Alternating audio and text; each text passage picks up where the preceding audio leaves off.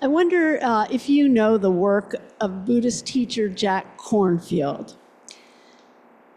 I've been a fan of his for many years, and one reason is the way he draws on his Buddhist training to live in joy, even when there is trouble or conflict.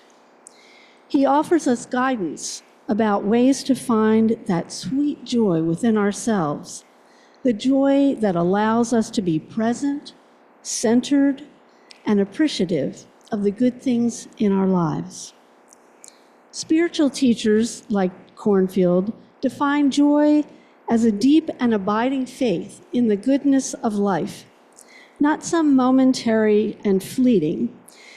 And they point out that our worries and negative feelings not only undermine our joy, they don't actually contribute to our well-being, or to anyone else's for that matter.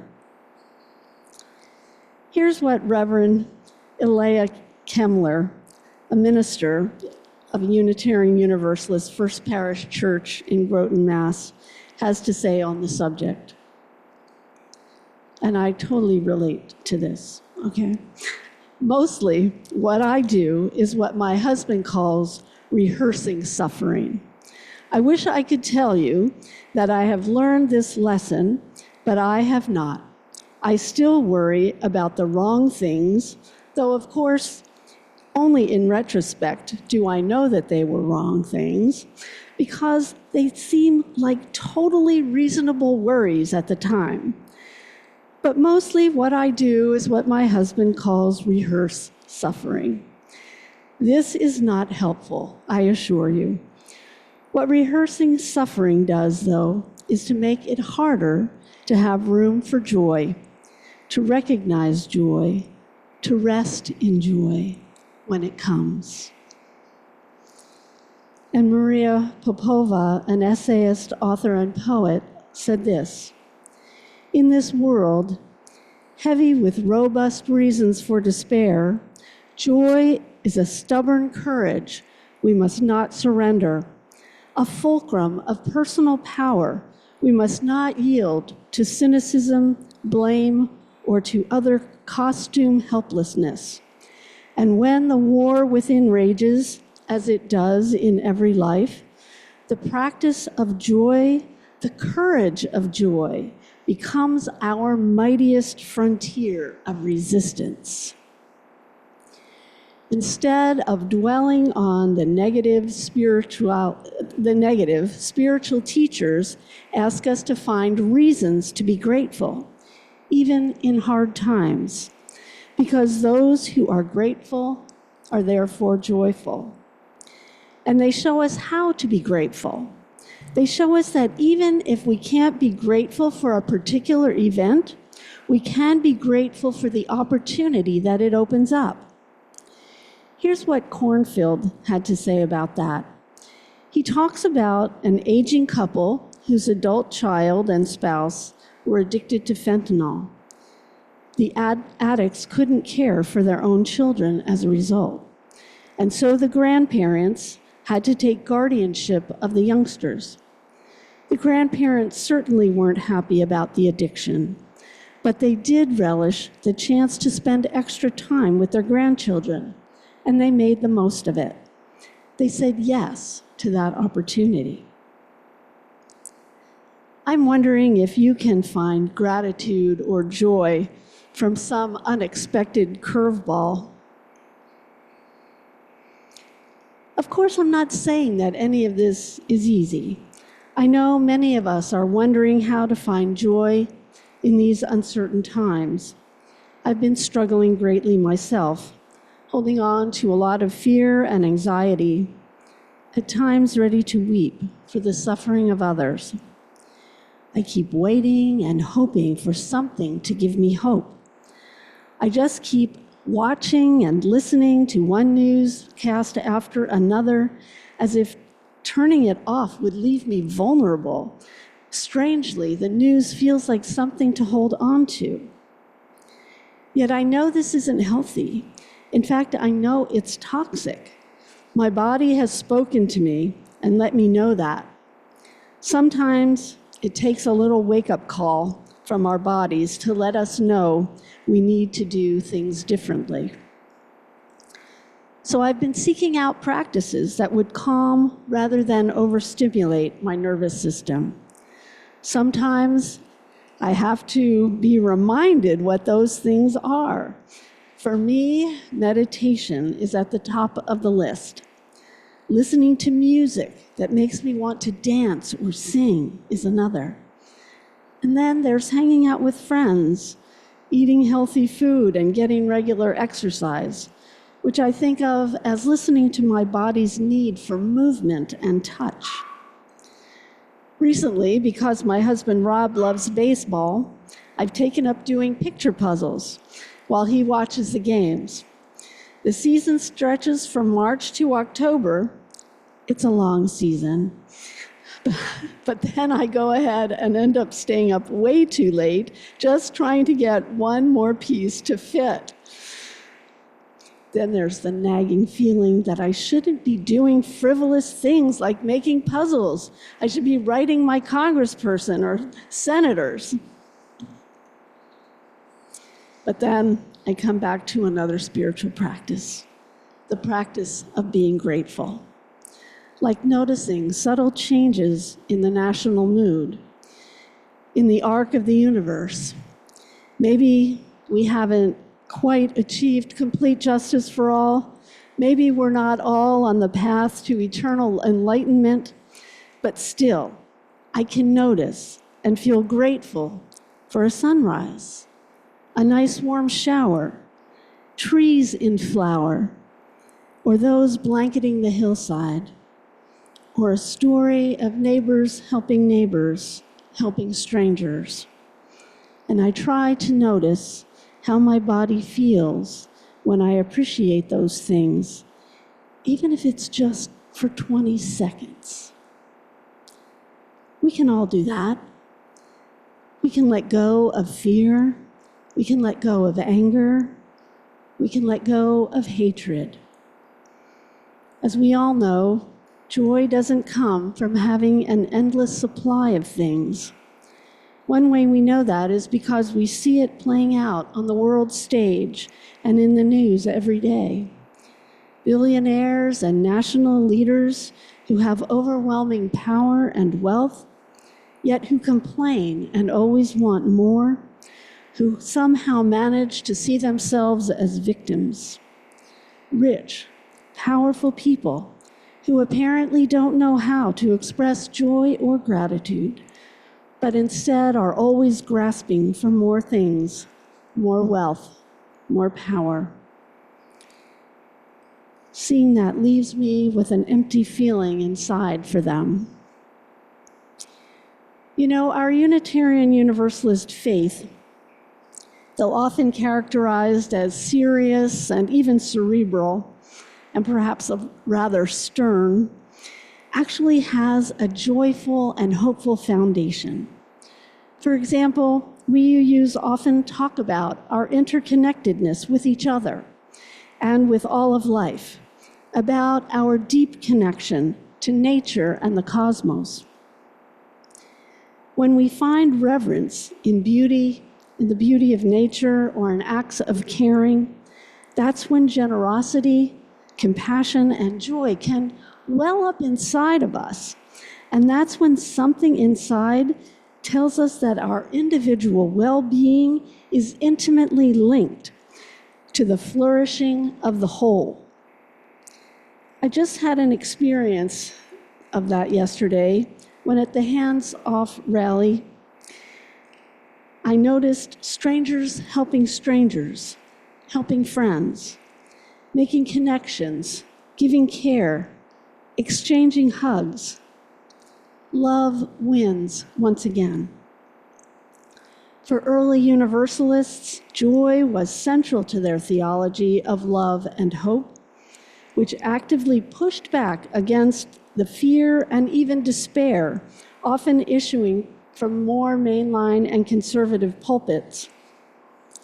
Universalists preached that God's love was radically inclusive, that God's love meant hope for every one of us, without exception. And in parallel, the Unitarians were preaching optimism and the benefits of reason, putting their faith in the power of human intellect and their joy in the human capacity to build a better world. UU minister, the Reverend Amanda Aikman, said, "When we are joyful, we are more creative, positive, and friendly, and it's easier to recruit others to our good causes when we project delight and confidence instead of gloom and fear. Joyfulness is contagious, kind of like those billiard balls we were talking about. Your cheeriness can create positive ripples throughout our communities." Then there's the drag queen Patagonia. Get it? They take their name from the clothing company. They are an environmentalist and an LGBTQIA+ activist and community organizer. They urge us to be our whole selves because they say we can't be our best self if we aren't our whole self. And Patty says not to let doom and gloom envelop us, but to envision a new future and to live into that with joy. Let's face it, no one wants to join a movement of people who don't have faith in the effects of their actions. No one wants to hang around with people like Eeyore from Winnie the Pooh, who just imagine the worst possible scenario and complain about it continuously. As Emma Goldman once said, "If I can't dance, I don't want to be part of your revolution." So how can we keep hope and joy alive? I think it's by remembering that there is more to life than the problems at hand. We are in this for the long haul, and while we need to be determined, we can enjoy ourselves along the way. Taking ourselves too seriously won't solve the problems any quicker. In fact, taking a break can help sustain us over time. Sustain us over the time that it's taking for the arc of the universe to bend toward justice. A good laugh may be the best tool we have. Laughing, singing, dancing, and then we can come back to the work refreshed. Postponing joy and happiness until we reach our goal might mean never being happy. Here's a poem called "Put Something In" by Shel Silverstein.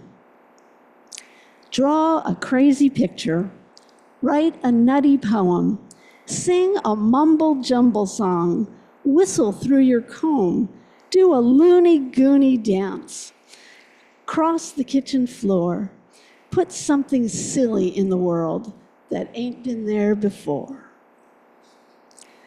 Think about it. Can you imagine if enslaved people had never experienced joy during the 250 years of bondage? That would have been grim indeed. Instead, they sang gospels and even invented the blues and jazz. So, we have a choice. We can worry and fret and feel anger, or we can enjoy whatever good we can find in the world. We can feel gratitude for every bit of progress the world makes toward our goal of a peaceful, fair, and free world. We can enjoy the resistance. We can even enjoy the struggle, which I did yesterday at the Hands Off rally, along with millions of other people across this country. It looks like it's going to be here for a while, this struggle, so let's not give in to despair. And we can push past our individual comfort levels. For me, that's as simple as going to game night with a few friends, going to the gym and yoga classes, saying hello to my neighbors as I walk around our complex, people who generally just avoid eye contact. but I make them say hello.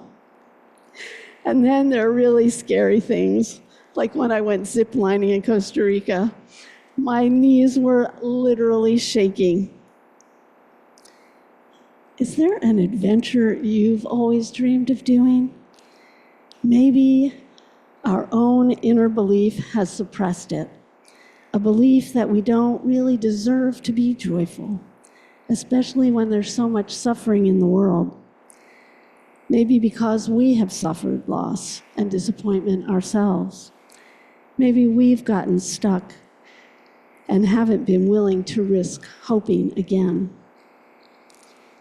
Receiving starts with believing that we deserve joy in our lives, and then visualizing what we desire.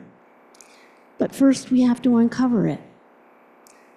Then, what if we found a mentor or a class to help us take our first steps on that journey? Remember, while getting to the finish line gives us a fleeting moment of happiness, it's the journey that brings us joy. Maybe some of you recall that back in December when I preached about the joy of the holidays, I asked you a simple question: what brings you joy? And here's what you all said: joy of restful sleep, feeding my congregation, my children, dog, dancing, music, sky, clouds, books, being of service to others, making art, singing on Sunday and preaching, that wasn't me, enjoying family and friends, playing cribbage, walking and talking with my love, looking at clouds, a warm touch, listening deeply, meditation, reading, music, love of self, random acts of kindness, an invitation, still standing, luckily, no worries, love in my life, a smile, sounds of harmony and peace, laughing out loud, hugging and kissing, good memories, teamwork. And I got to compliment the joy of Reverend Judy's words of wisdom. We have those joys, and we have the joy of knowing that we belong to each other. Here's some words of wisdom from Ross Gay, poet, essayist, and professor of English at Indiana University. I dreamed a few years back that I was in a supermarket checkout when I had the stark and luminous and devastating realization, in that clear way, not in that oh yeah way, that my life would end. I wept in line, watching people go by with their carts and watching the cashier move items over the scanner, feeling such an absolute love for this life. And a practice of gratitude can be the foundation on which we begin to progress. Dr. Michael McGee says, reverence requires intention because our default way of being is to take this miraculous gift of life for granted. How often do you wake up in the morning and proclaim, "Thank you for another day of sacred, self-aware consciousness"? Yet this is the basic truth of things. If we were suddenly, just imagine, suddenly to experience consciousness for the very first time, we would be awestruck. Think about it. For the very first time. This is why intentionally practicing savoring each moment of existence as if it were both our first and our last moment. Realizing this preciousness of life, many positive emotions arise in our hearts, including joy. And I'll close with a poem by Reverend Scott Taylor called It's Flung. Joy doesn't simply arise, it flies, it flings. No, it's flung. It's passed and it's spread. Between you and me, between the one who just received a gift and the one that's been looking for it for oh so long. It's a beautiful and elegant contagion over which we have more control than we know. If only we share it. If only we notice that joy is not ours to keep, but ours to pass on. So let's light up the world, friends. Joy blesses us with exuberance so we can make that blessing grow. So may it be, and amen.